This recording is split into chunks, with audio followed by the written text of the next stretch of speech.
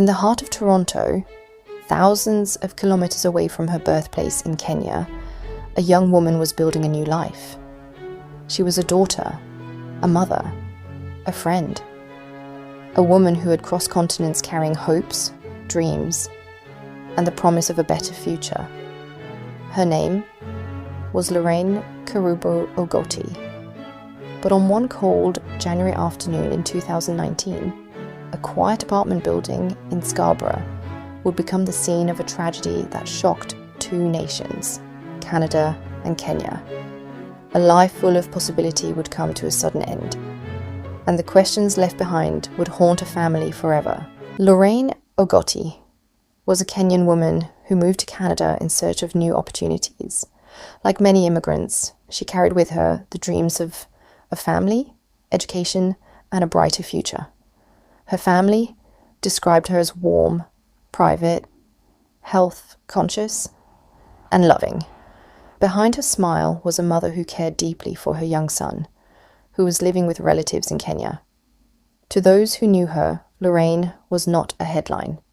She was a person, a daughter whose family expected to see her future unfold.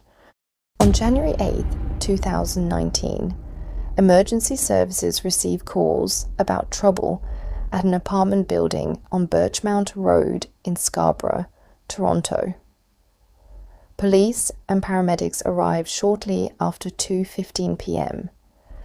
Inside an 8th floor apartment, they found Lorraine suffering from serious stab wounds. Despite emergency efforts, she died. She was only 30 years old. As investigators secured the area, another discovery deepened the tragedy. Outside the building, police found Maulid Hassan, a 40-year-old man who was connected to Lorraine's final moments. He was also found deceased.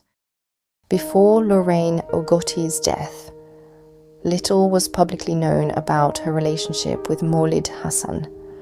Reports identified Hassan as a 40-year-old man connected to Lorraine's final moments in Toronto. Investigators later treated the case as a suspected murder-suicide, but the private details of their relationship remained largely unknown to the public.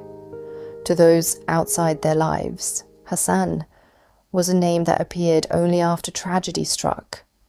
The questions surrounding who he was to Lorraine, what their relationship was like, and what happened inside those final moments became part of the unanswered pain left behind.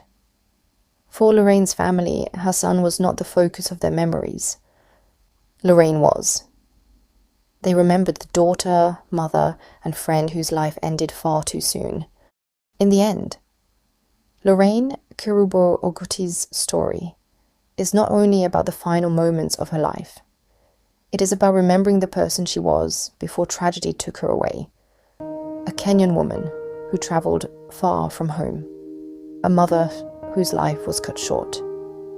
And a name that continues to be remembered by those who loved her. Lorraine Ogoti, gone too soon, never forgotten. Thank you for watching. And if you like this kind of true crime stories, do not forget to like, comment, and subscribe. Until next time, best wishes.